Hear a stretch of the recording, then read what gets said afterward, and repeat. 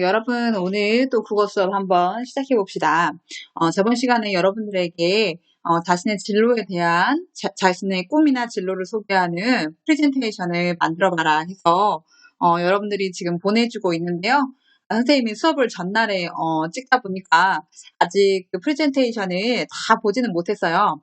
여러분들이 오늘 쭉 그 프레젠테이션을 보내주면 선생님이 좀 더 검토해서 정말 이건 괜찮아서 여러분과 함께 한번 보고 싶다. 이런 것들은 여러분과 또 함께 선생님이 수업 시간에 공유를 해서 나누도록 하겠습니다.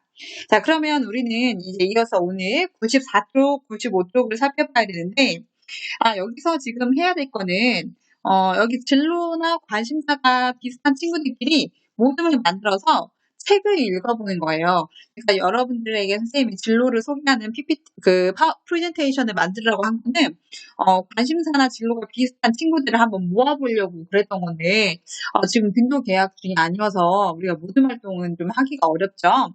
자, 그래서 이 부분은, 여러분들이 등교를 하게 되면, 그때에 이어서 하도록 하겠습니다. 여러분들에게 책도 좀 사드릴 거고요. 그래서 우리가 진로에 대한 관련된 독서를 등교 계약 이후에 하도록 하겠습니다. 아셨죠? 자, 그러면 우리가 오늘은 어디 볼 거냐면요. 100쪽 볼 겁니다. 100쪽.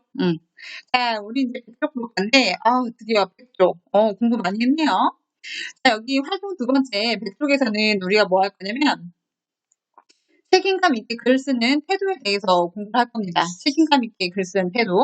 자, 그래서 글이 독자와 사회에 끼치는 영향을 고려해서 책임감 있게 글을 쓰는 태도를 알아보자 그랬네요.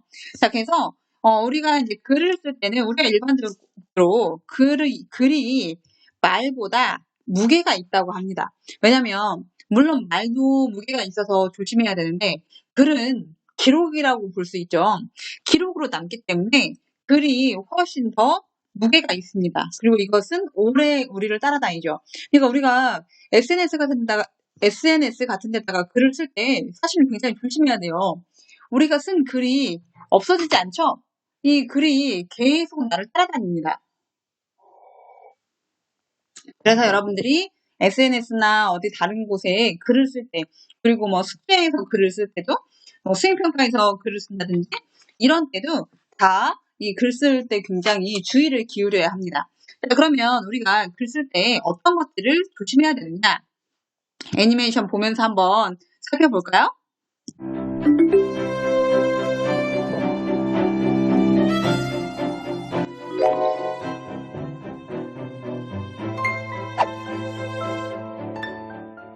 실험 결과가 내가 생각했던 것과 다르네. 숫자를 살짝 바꿔서 원하는 결과가 나오게 해야지. 독후감 쓰기 숙제를 해야 하는데 시간이 부족하네. 형이 쓴 독후감을 베껴서 내야겠다. 직접 찾아가서 조사해야 할 것 같아. 귀찮으니까 인터넷에서 적당히 찾아 이어붙여야겠다. 인용한 자료를 가져온 사이트가 기억나지 않아. 대충 아무거나 써서 내도 아무도 모르겠지.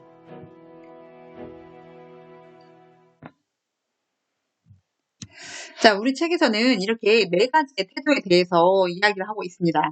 여기 가에서 라까지 네 가지의 그림이 있는데 이 네 가지의 그림은 다 이 문제가 있는 애들이에요. 그렇죠? 자, 그러면 어떤 문제가 있는가 한번 볼까요? 자, 가에서 얘가 뭐라고 했냐면 실험 결과가 내가 생각했던 것과 다르네. 숫자를 살짝 바꿔서 원하는 결과가 나오게 해야지. 여기 숫자를 살짝 바꾸는 게 문제죠. 여러분들 이렇게 하면 큰일 납니다. 숫자를 살짝 바꿔서 이거는 조작이에요. 자료의 조작이죠. 정보의 조작이에요. 그래서 자신이 원하는 결과를 만든다. 절대로 해서는 안 되는 일입니다. 이렇게 하면 큰일 나요. 그래서 일단 가의 문제, 실험 결과를 조작하면서 자신이 원하는 결과를 만들고 있다. 이 부분이 지금 잘못된 부분이고요. 자, 그 다음에 두 번째, 나도 웃기네, 이게. 독후감 쓰기 숙제를 해야 하는데 시간이 부족하네. 형이 쓴 독후감을 베껴서 내야 되겠다. 이 베껴서 내는 거, 이게 장난 아니죠? 이거 베끼는 거 아주 문제예요. 우리나라에서 특히 요거에 굉장히 민감합니다. 요거 우리가 뭐라고 부르냐, 다른 말로? 이렇게 부르죠? 이게 바로 표절이에요. 그쵸? 지금 두 번째는 저렇게 순진한 얼굴로 이 볼터치도 하고 웃으면서 순진한 얼굴로 표절해야지 이렇게 얘기한 거예요. 그래서 굉장히 문제가 있는 거예요. 자, 두 번째, 나도 역시 이런 문제를 안고 있었고, 자, 그다음에 세 번째. 세 번째는 사실은 우리가 자주 하는 거예요. 그쵸? 직접 찾아가서 조사해야 할 것 같아. 귀찮으니까 인터넷에서 적당히 찾아서 이어 붙여야겠다. 이런 거. 이것도 역시 문제가 있죠. 이게 뭐냐면 인터넷에서 찾은 자료를 자신이 직접 쓴 것처럼 꾸미려고 하고 있다. 이게 그러니까 정보를 과장하는 거예요. 과장하고 그 다음에 신뢰성이 없는 정보인 거죠. 어디서 찾았는지 이런 것도 밝히지 않고 그냥 진짜 자기가 찾은 것처럼 거짓말로 그렇게 쓰는 거. 이게 정보의 신뢰성이 떨어지는 거예요. 자, 이 세 번째도 역시 문제인데 우리는 사실은 세 번째는 우리도 자주 저지르는 실수 중에 하나입니다. 그 다음에 네 번째. 네 번째는 우리가 뭐라 했냐면 인용한 자료를 가져오는 사이트가 기억나지 않아. 대충 아무거나 써서 내도 아무도 모르겠지? 이거 출처, 정보를 인용할 때에는 출처를 밝히는 게 아주 중요합니다. 여기서 이 출처를 밝히는 작업은 저작권 문제하고도 연결이 되어 있어서 아주 중요해요. 그래서 이렇게 하면 큰일 나요. 자, 그래서 이 네 가지는 모두 문제가 있고요. 결국 어떤 정보를 인용할 때에는 출처를 정확히 밝혀야 됩니다. 자, 이 내용은 여러분들 북쪽에 있는 가나다라 여기 표에다가 쓰셨어야죠? 안 썼을 것 같아요, 여러분들이. 자, 그러면 다시 한번 정리를 해줄게요. 가는 지금 잘못하고 있죠? 가는 지금 실험 결과를 조작하고 있습니다. 가의 문제점은 실험 결과의 조작이죠. 실험 결과를 조작해서 자신이 원하는 결과를 만들고 있고요. 자신이 원하는 결과를 내고 있습니다. 그 다음에 두 번째 그림의 문제. 이거 표절이죠? 표절. 그냥 한 단어로 얘기하면 표절이에요. 다른 사람이 한 것을, 다른 사람이 쓴 과제를 자기가 쓴 것처럼 하고 있는 거죠. 자, 그 다음에 세 번째. 세 번째도 얘도 문제가 있다고 했죠. 네. 그 인터넷에서에 있는 자료.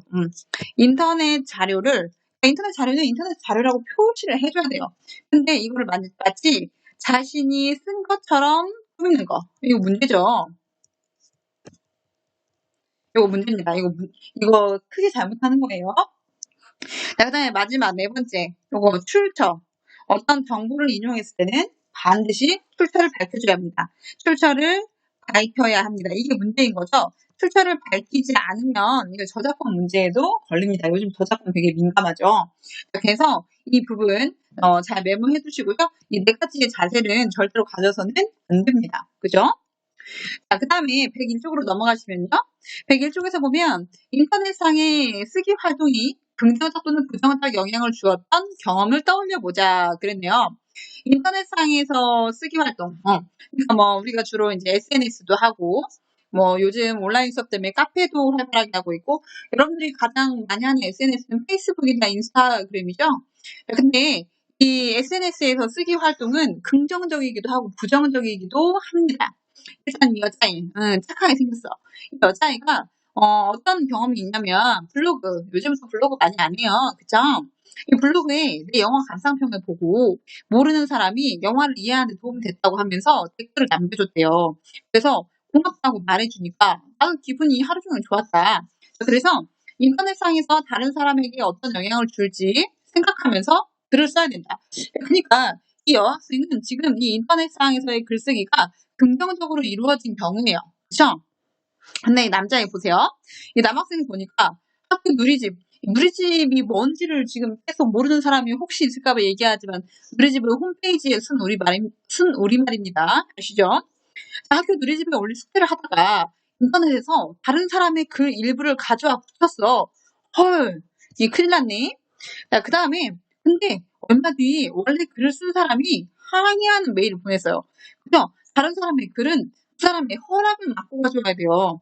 자, 근데 그냥 가져와서 항의를 받았고, 그래서 그동안 별 생각 없이 인터넷에서 글을 가져다 썼는데, 글을 마음대로 가져다 쓰면 원작자가 불쾌함을 느끼거나 손해를 입을 수도 있겠다고 생각했어. 그럼요.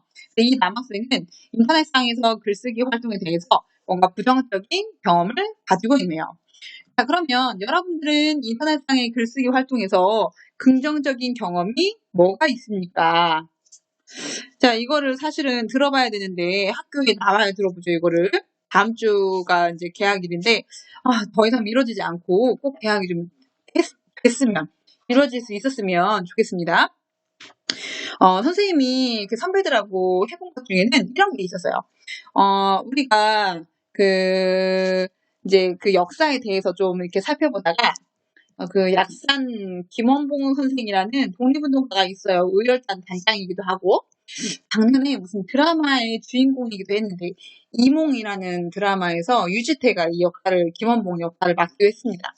약산 김원봉과, 독립운동가 지훈 김철수 선생이라는 이 두 사람이 있는데, 이 두 사람이 독립운동도 굉장히 열심히 했는데, 그 합당한 후세의 평가를 받지 못했어요. 그래서, 옛날에 이 두 분에 대해서 알리는 글을 이제 학생들에게 쓰게 했습니다.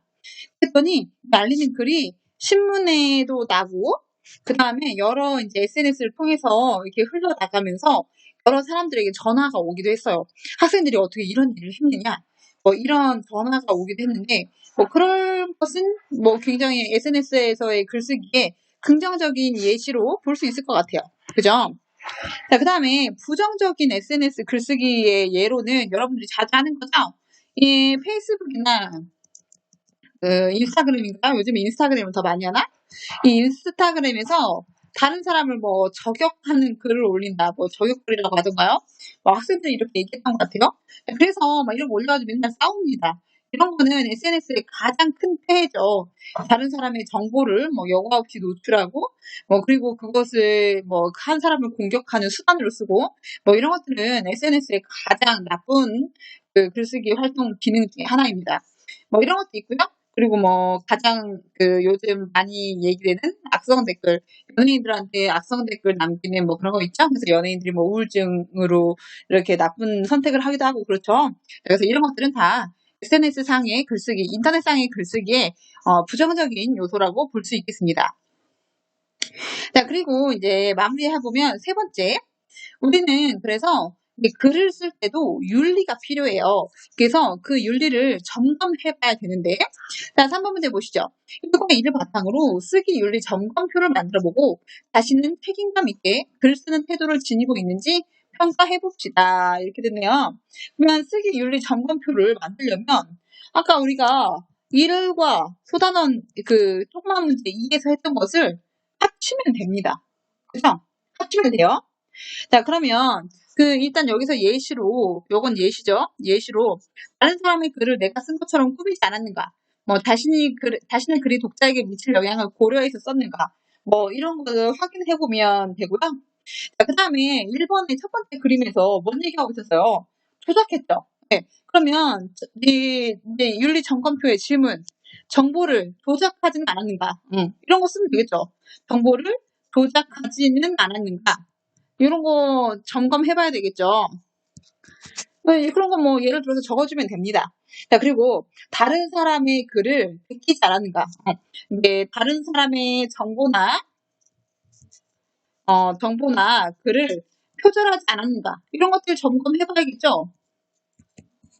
표절하지 않았는가? 자, 그리고 세 번째에서는 직접 찾아가서 조사해야 되는데 인터넷에서 적당히 찾아주셨다. 다시 말하면 다른 사람의 글 혹은 자료를 내가 쓴 것처럼 꾸며 쓰지 않았느냐 이 얘기고요. 자, 그 다음에 그 네 번째 문제는 출처 문제였죠. 출처를 확실히 밝혔는가? 이런 거 고민해봐야겠죠.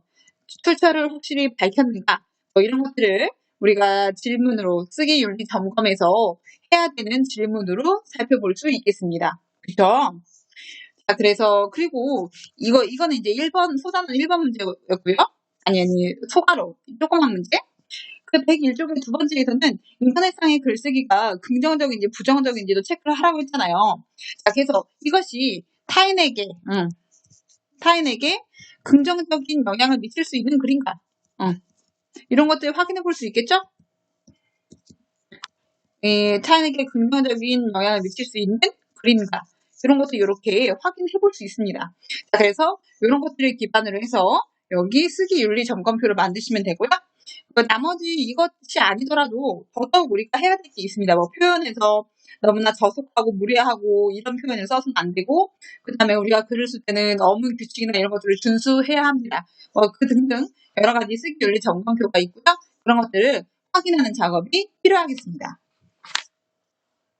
자, 그러면 여기서 글쓰기에 대한 우리 영상 하나 보고 갈까요?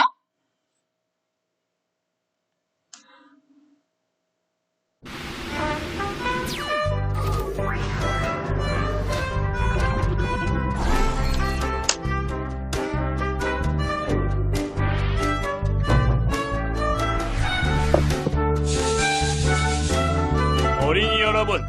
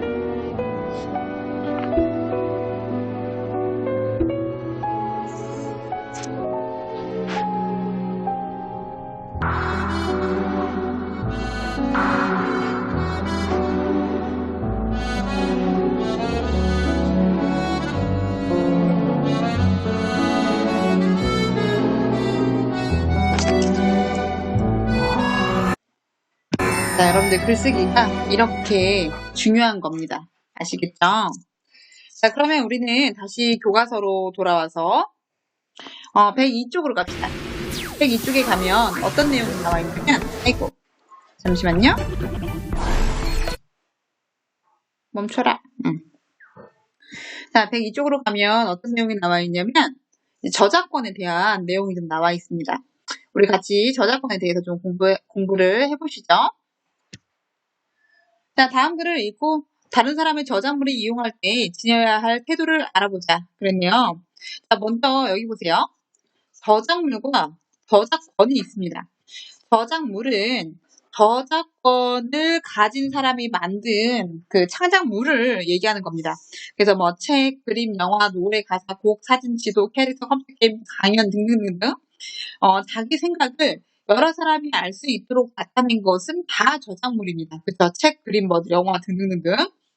이 저작권은 저작물을 창작한 사람에게 주어지는 배타적 독점적 권리예요. 그러니까 다른 사람은 전혀 안 되고 오직 그 사람만이 갖는 권리라는 거예요. 그리고 저작자의 생존 기간 및 사후 70년간 유지됩니다. 그래서 우리가 뭐 TV 같은 데 보면 그 박진영이나 뭐 이런 사람들이 그 곡을 써주고 계속해서 저작권료를 받는다고 하죠. 그 저작권료가 70년간 유지가 되고요. 그래서 사후 70년이어서 그 사람이 돌아가시게 된다면, 죽게 된다면 그 후손에게 뭐 그 이익이 또 간다고 하죠. 자, 그러면 우리가 이 저작물을 이용할 때 어떤 태도를 지녀야 되느냐, 뭐 이런 것들에 대해서 설명해주고 있는 짧은 글을 하나 보시죠. 자, 여기 봅시다. 이 어떤 사람의 생각이나 감정을 글이나 그림처럼 다른 사람이 보거나 느낄 수 있게 만든 것을 저작물이라고 한다. 정의죠. 저작물이 뭔지. 저작물이 이거랍니다. 어떤 사람의 생각이나 감정을 글이나 그림처럼 다른 사람이 보거나 느낄 수 있게 만든 것. 이게 바로 저작물이다. 그리고 이 저작물을 만든 사람을 지켜주는 권리가 바로 저작권입니다. 그렇죠? 자, 그 다음에 두 번째, 저작물을 이용하려면 먼저 저작권자에게 사용해도 된다는 허락을 받아야 됩니다. 당연하죠? 저작권자의 허락을 받아야 그 저작물을 이용할 수 있고요. 그리고 허락을 받지 않으면 모두 저작권 침해에 해당됩니다. 그래서 이제 그 침해 당한 비용을 청구할 수 있죠. 그리고 다른 사람이 힘들어 만든 저작물을 아무런 대가도 치르지 않고 가로채는 것이기 때문이다. 그랬네요. 자, 그러면서 저작물을 이용할 때도 지켜야 되는 예의가 있는데, 일단 저작자의 이름을 밝혀야 됩니다. 다시 말하면 어떤 모든 것을 인용할 때는 그 정보에 대한 출처를 명확히 밝혀주셔야 됩니다. 자, 그리고 저작물의 제목이나 내용을 바꿔선 안 됩니다. 그쵸? 자, 그래서 그 사람이 적어놓은 것, 그 사람이 만든 것 그대로를 인용해야지, 뭐, 나의 필요에 의해서 의도적으로 바꾸거나 그렇게 해서는 안 된다는 겁니다. 그리고 또 돈을 벌기 위한 목적으로 남의 저작물을 허락 없이 사용했다가 우리는 손해배상 청구를 당하게 되죠. 이 저작권을 굉장히 철저하게 지키는 회사가 디즈니예요. 알고 있죠? 이 디즈니에서 이제 뭐 겨울왕국을 비롯한 수많은 애니메이션을 만들어내잖아요. 그리고 그 디즈니 뭐 이렇게 디즈니 귀 모양인가? 무슨 그림을 좀 잘 못 그려요. 디즈니가 이렇게 생겼던가? 미키마우스 이렇게 생겼나? 미키마우스 맞는 것 같기도 하고 좀 아닌가? 미키마우스 이런 그 귀 모양 있죠? 디즈니가 저작권에 어느 정도로 민감하냐면 일본에 있는 한 초등학교에서 초등학교 어린애들이 이 디즈니 모양으로 줄을 섰습니다. 근데 그 줄을 선 게 너무 이제 귀여워서 선생님이 사진을 찍어서 올린 거예요. 그래서 그 초등학교에 일본의 그 한 초등학교에 그 사진 그 디즈니에서 보고 그 다 색출 해가지고 어딘지 찾아서 그 일본의 초등학교에 저작권료를 요구했습니다. 그 어마어마한 규모가 나왔죠. 디즈니는 항상 조심해야 돼요. 저작권에 굉장히 민감합니다. 자, 어쨌든 이 저작권은 그것을 만든 사람에게 그 배타적으로, 그러니까 오직 그 사람에게만 주는 그런 권리를 얘기하는 거예요. 자, 그러면 이 글에서 1번 문제, 강조하는 태도는 무엇인가요? 그랬네요. 지금 뭔 얘기했어요? 저작권을 지켜줘야 된다는 거죠? 자, 그래서 우리는 저작권을 지켜야 한다. 그 말입니다. 여기서 얘기하고 있는 건 이거예요. 저작권을 지켜야 한다. 그리고 저작권을 뭐 존중해야 한다. 뭐 이런 말도 다 어울린다고 볼 수 있겠네요. 저작권을 존중해야 한다는 겁니다. 그리고 이 저작권을 침해하면 안 된다. 뭐 이런 거죠. 뭐 침해해서는 안 된다. 이 정도로 정리해 볼 수 있겠고요. 그리고 그 저작권에 침해하는 사례가 있는지 이런 것들 우리 보고 확인해 보라는데 자, 한번 해봅시다. 금방금방 할 수 있죠. 최신 유행하는 노래를 음원 사이트에서 구매했어요. 구매. 샀어. 그러면 저작권 침해가 이거는 아니죠. 정당한 비용을 지불했으니까요. 자, 그 다음에 내 블로그에 음악을 올려서 누구나 들을 수 있겠어요. 이 음악은 저작권에 해당이 되는 저작물이기 때문에 아무나 듣게 하면 안 돼요. 그럼 이거는 저작권을 침해한 거죠. 자, 그 다음에 서점에서 산 만화책의 내용을 사진으로 찍어서 팔고 있는 사이트에 올리면 그 만화책 누가 사죠? 이건 당연히 저작권 침해한 겁니다. 그렇죠?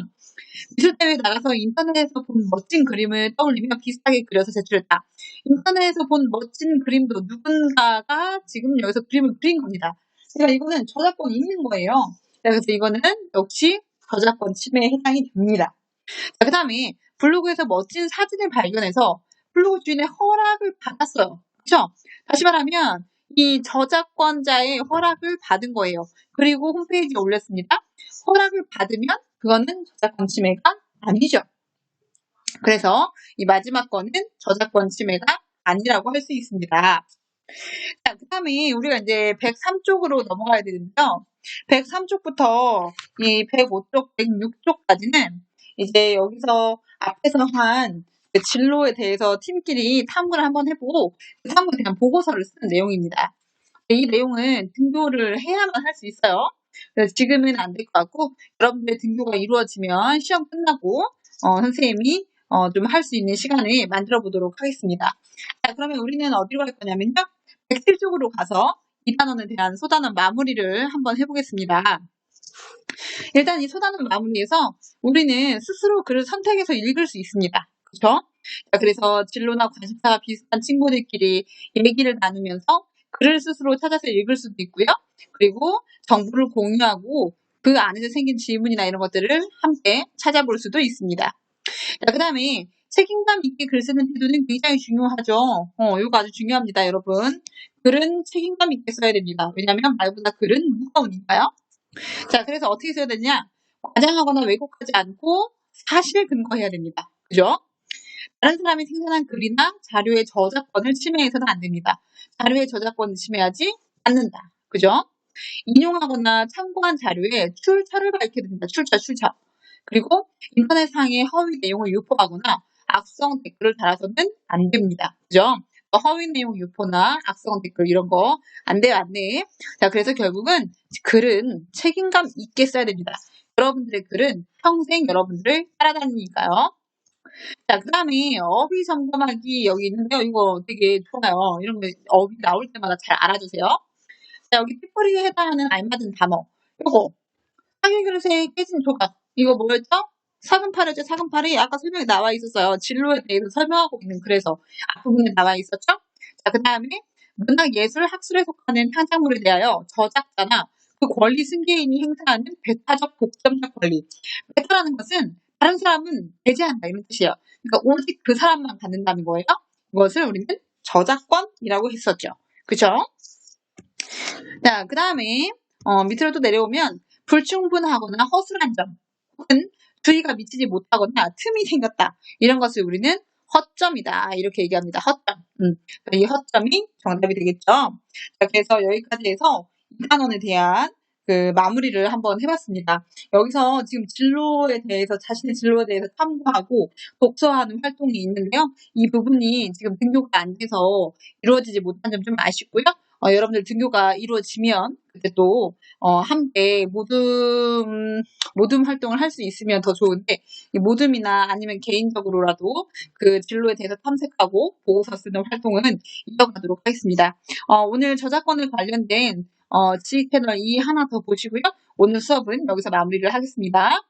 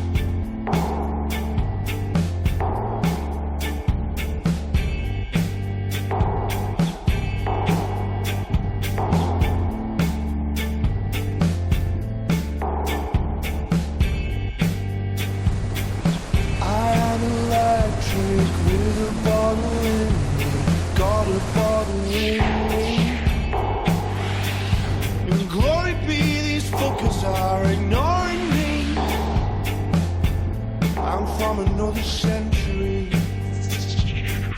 I am a preacher when I've got it on me, and I've got it on me. And glory be these fuckers are ignoring me. We never learn from history.